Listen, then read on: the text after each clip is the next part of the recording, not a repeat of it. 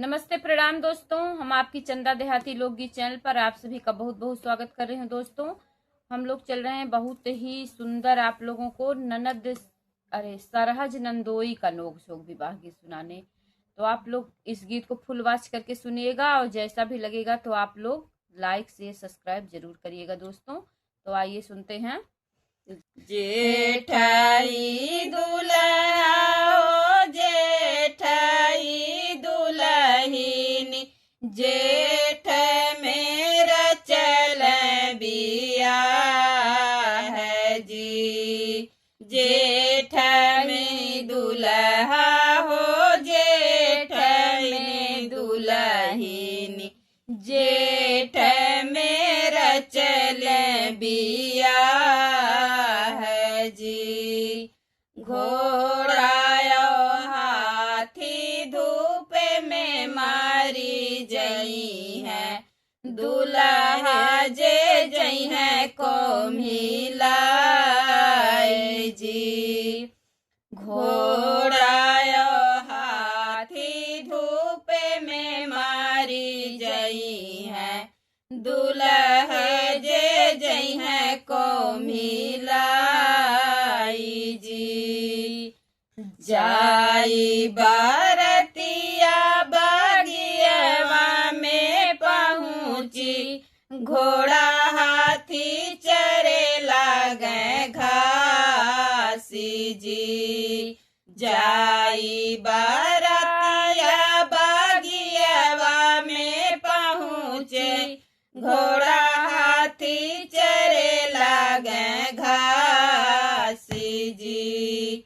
जाई बारतिया दुअरवा पर पहुँचे लोगवा दरस करे जाए जी। जाई बारतिया दुअरवा पर पहुँचे लोगवा दरस करे जाए जी। 5 रुपया तुहके दे बाई चेरिया सरहज के देत्यू बताई जी। 5 रुपया तुहके दे बाई चेरिया सरहज के देत्यू बताई जी। लाली चूनर मुख पाने कबीरवा उह हैनी सरहज तोहार जी। लाली चूनर मुख पाने कबीरवा उह हैनी सरहज तोहार जी।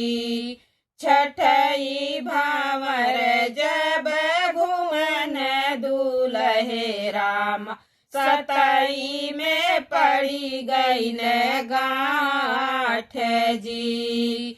छठई भावर जब घुमन दूल्हे राम 7 में पड़ी गई न गांठ जी।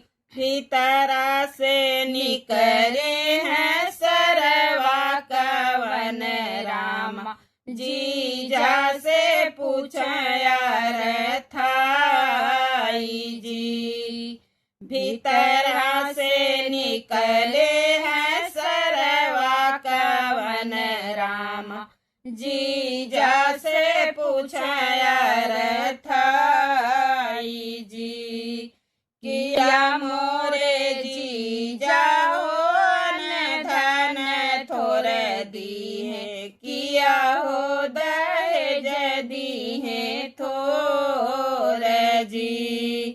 किया मोरे जीजा हो किया मोरे जीजा हो धन थोर दिए किया हो दहेज दिए थोर जी।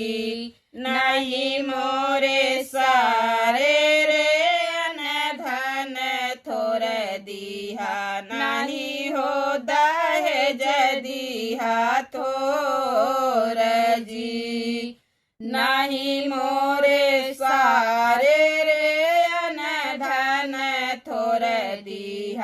नाही हो दहेज दिहा थोर जी। हम ताउले बसारे अपन सरहजिया, यही गुना होई गईली ठाढ़ रे। हम ताउले बसारे अपन सरहजिया, यही गुना होई गईली ठाढ़ जी। मांगन तऊ तू ही मांग मोरे जीजा, लिहला कर जवानी करी जी। मांगो जो कैला तू ही मोरे जीजा, लिहला कर जवानी कर जी। पटवा के अड़वा से बोले सरहजिया, सुना नान दोया मोरी बात जी। पटवा के अड़वा से बोले सरहजिया, सुना नान दोया मोरी बात जी। अंगना में कुइया खोदाया नान दोइया, लवंगा बनावा ऊंचा घाट जी। अंगना में कुइया खोदावा नान दोइया, लवंगा बनावा ऊंचा घाट जी। भूसवा कर सरी बारऊ नाना दोइया, चलनी में पानी भरी लाओ जी। भूसवा कर सरी बारऊ नाना दोइया, चलनी में पानी भरी लाओ जी। एतनी बचनी मोरी माना नान दोइया, तब चलब तोहरे नी साथ जी। एतनी बचन मोरी मानो नान दोइया, तब चलब तोहरे नी साथ जी।